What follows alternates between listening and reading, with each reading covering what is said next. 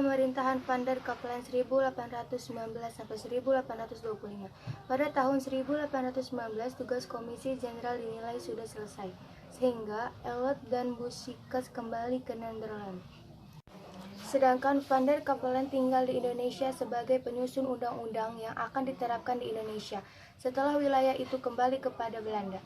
Karena itu, pengangkatan sebagai gubernur jenderal karena dia dianggap yang paling mengetahui bagaimana undang-undang itu dilaksanakan. Tetapi apa yang dijelaskan oleh Van der Capellen ternyata itu tidak seperti yang direncanakan.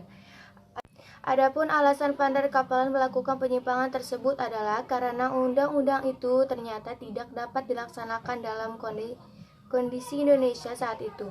Menurut Van der Capellen, tugas yang paling penting adalah mengumpulkan uang untuk menjalankan pemerintah yang baru. Jika peraturan yang liberal dalam Reglement tahun 1819 itu diterapkan sepenuhnya, maka tidak akan memperoleh dana. Dengan alasan tersebut, Van der Capellen ingin mencari jalan pintas. Oleh karena itu, beberapa peraturan ditangguhkan, sedangkan aturan-aturan yang menguntungkan pemerintah dilakukan. Karena tindakannya itu, Clifford menyebut Van der Capellen adalah gubernur jenderal yang reaksioner. Pendapat tersebut juga sejalan kritik-kritik yang dilakukan berbagai pihak kepada Van der Capellen. Menurut Clifford, Van der Capellen selama 7 tahun pemerintahannya mengabaikan undang-undang yang berlaku. Ia dengan perlahan-lahan kembali kepada sistem lama. Dengan demikian, peraturan pemerintah kolonial menjadi undang-undang yang beku. Meskipun demikian, Cornelius Elot yang ikut membuat undang-undang itu ikut mempertahankan Van der Capellen. Tetapi betapa perlunya ia bersikap reaksioner dalam kondisi Indonesia saat itu. Walau bagaimanapun, zaman pemerintahan Van der Capellen itu mengakibatkan membengkaknya anggaran belanja, sehingga ia dikecam keras oleh raja dan orang-orang Belanda. Sementara di Indonesia terus berlangsung peperangan. Semua ini semakin meyakinkan banyak orang bahwa praktik pemerintahan liberal itu telah gagal, dan akhir dibuat benteng milik Van der Capellen. Sejarah berdirinya benteng Van der Capellen. Adat melawan kaum agama yang terjadi sekitar tahun 1821.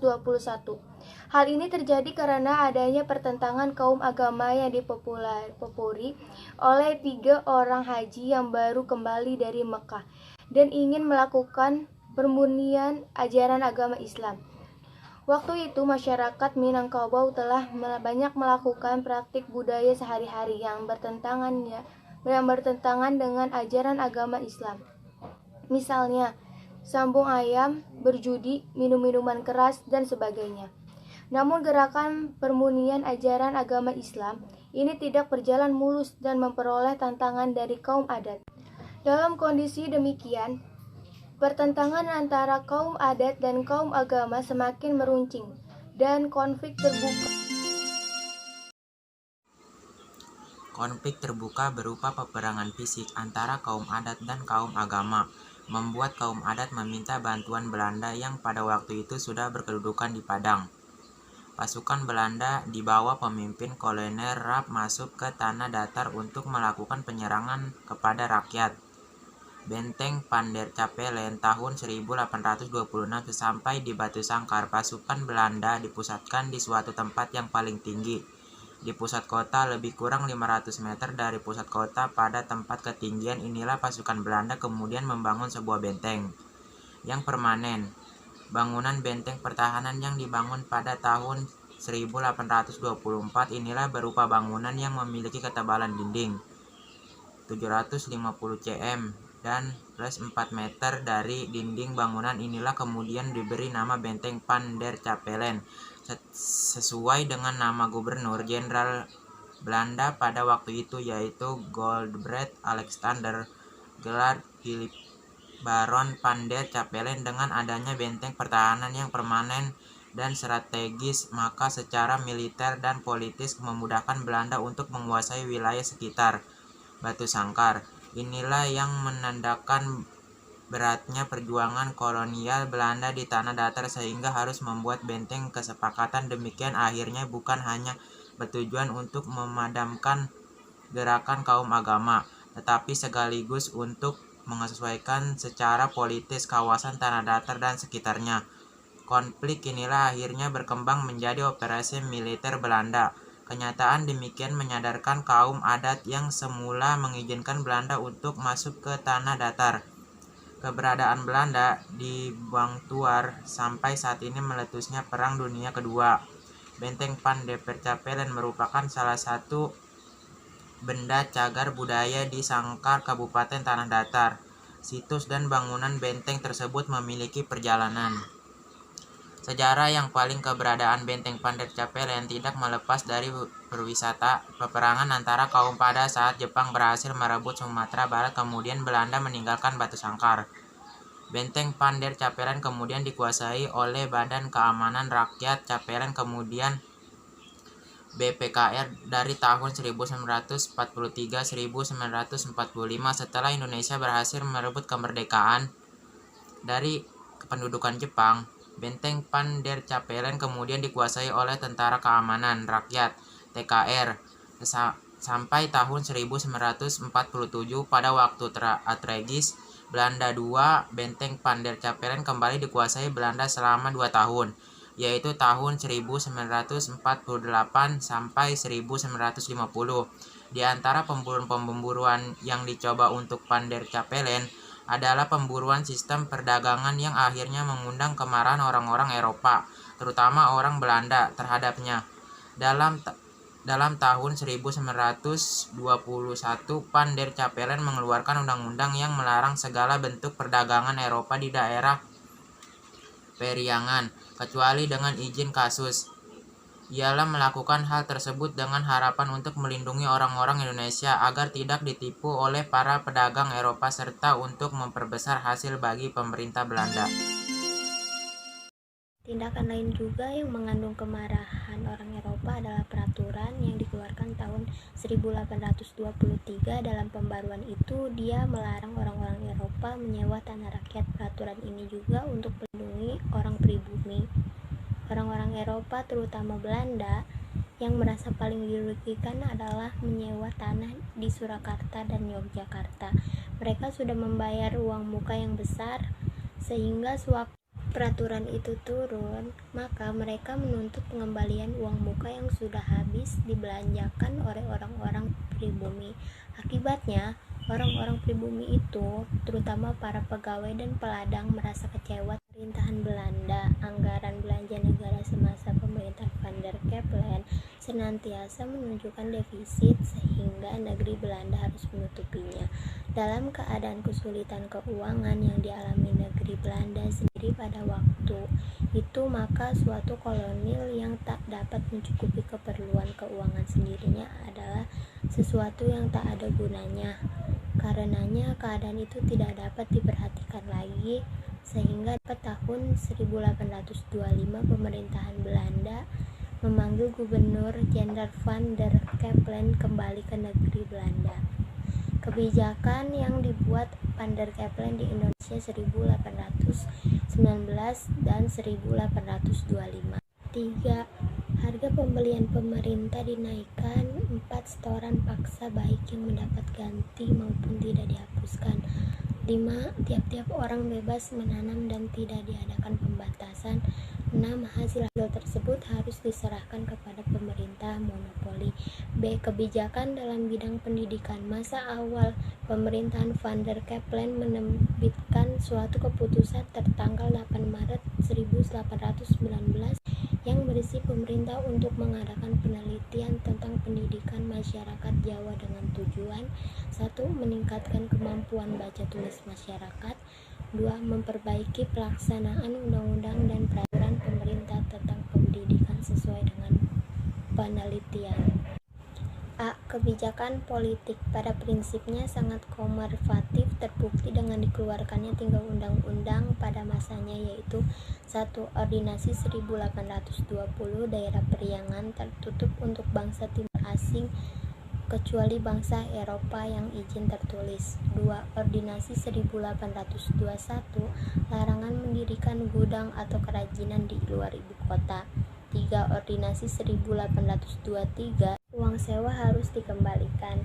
1823 pemerintahan pembentukan komisi untuk menyelidiki kondisi rakyat Maluku pasca pemberontakan Patimura. Hasilnya kondisi rakyat sangat menyedihkan. Monopoli harus dihapus dan swasta asing harus mendapat kebebasan. Tetapi Gubernur Jenderal mengatakan penyelidikan sendiri 1824 dan ia pada 15 April 1824 memberikan pernyataan di Ambon yang intinya 1. Politik penebangan dilarang, 2. Kerja paksa dikurangi, 3. Harga pembelian pemerintah dinaikkan. B. Kebijakan dalam bidang pendidikan. Pada masa awal pemerintahannya, Pender Kavelen menerbitkan surat keputusan tertanggal 8 Maret 1819 yang berisi perintah untuk mengadakan penelitian tentang pendidikan masyarakat Jawa dengan tujuan 1. Meningkatkan kemampuan baca tulis masyarakat, 2. Memperbaiki pelaksanaan undang-undang dan peraturan pemerintah tentang pendidikan sesuai dengan hasil penelitian. C. Kebijakan dalam bidang ekonomi. Di situ pihak Pencapaian mengetahui kepentingan penguasaan Eropa, tes, pelayaran, dan perdagangan. Tetapi di lain pihak ia menolak mereka campur tangan dalam kegiatan produksi pertanian. Dikeluarkannya uang tembaga dalam jumlah yang sangat banyak dengan maksud untuk meningkatkan industri dan kemakmuran, namun akibatnya justru berbeda. B. Berakhirnya masa pemerintahan Pender Kavelen. Faktor yang menyebabkan berakhirnya pemerintah Pender Kavelen adalah utang Hindia Belanda meningkat pesat, produksi tanaman ekspor menyusut,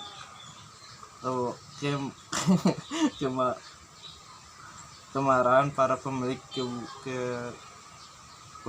perkebunan Eropa karena kebijakan Pender Kavelen mengetahui pemilik tanah.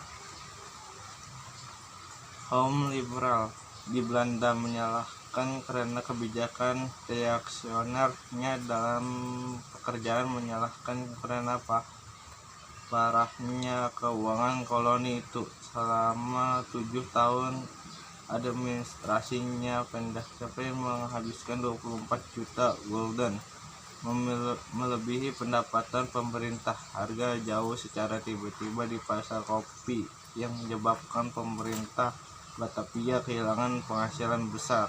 Dengan dikeluarkannya uang tembaga menyebabkan uang perak hilang dari peredaran, mengalir elur Indonesia atau dibuangkan. Terakhir, percaya perang besar di Jawa. Oleh karena itu Pender Kavelen dipanggil pulang pada tahun 1824 pada penyerahan roda pemerintah pada 1826.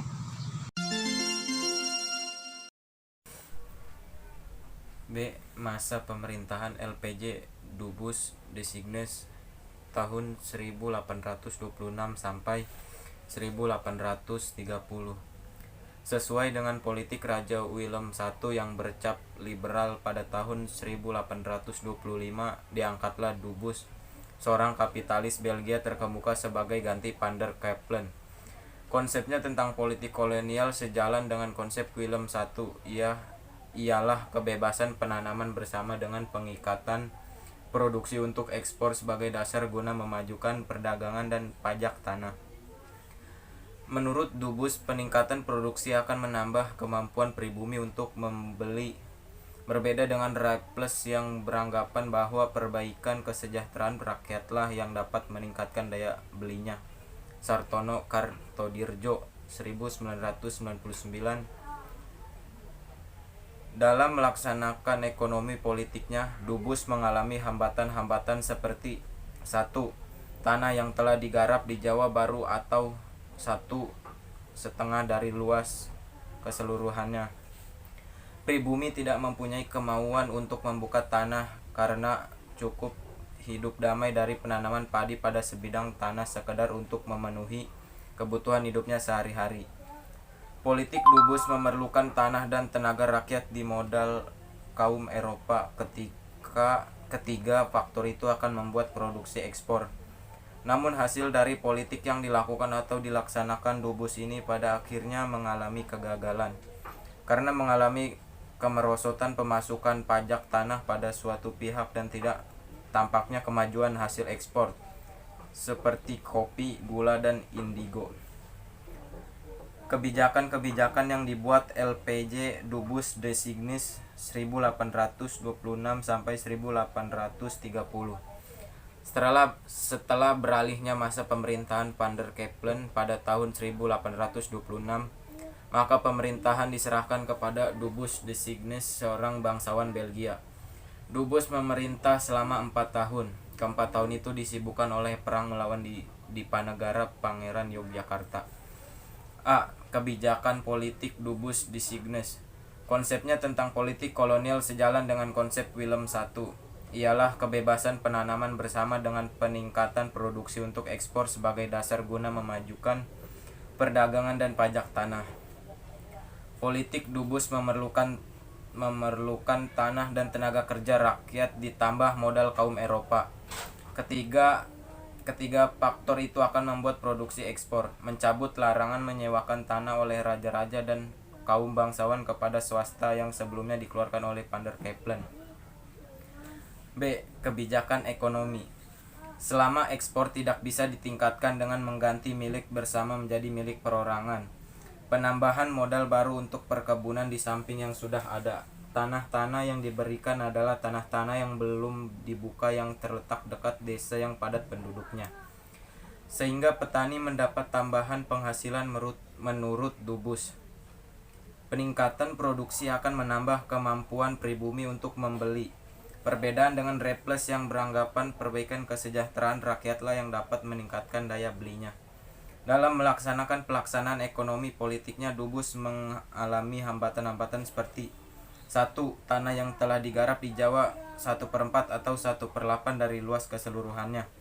2. Pribumi tidak mempunyai hasrat membuka tanah baru karena cukup hidup dari penanaman padi pada sebidang lahan tanah sekedar untuk memenuhi kebutuhan sehari-hari. C. Berakhirnya masa pemerintahan Dubus Designis.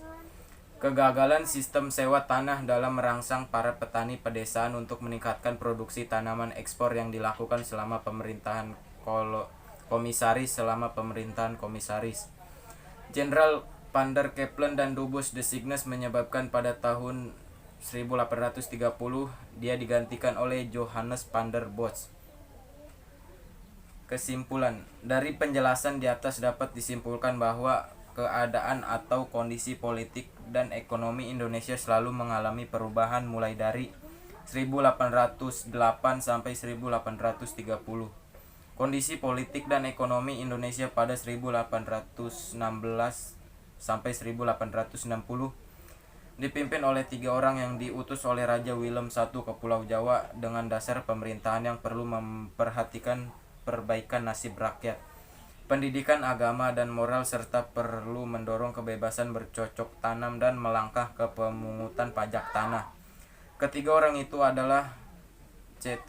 Elout, Van der Kepelen, dan A.A. Boyskes, dan komisaris-komisaris ini dibantu oleh H.W. Muntinghe.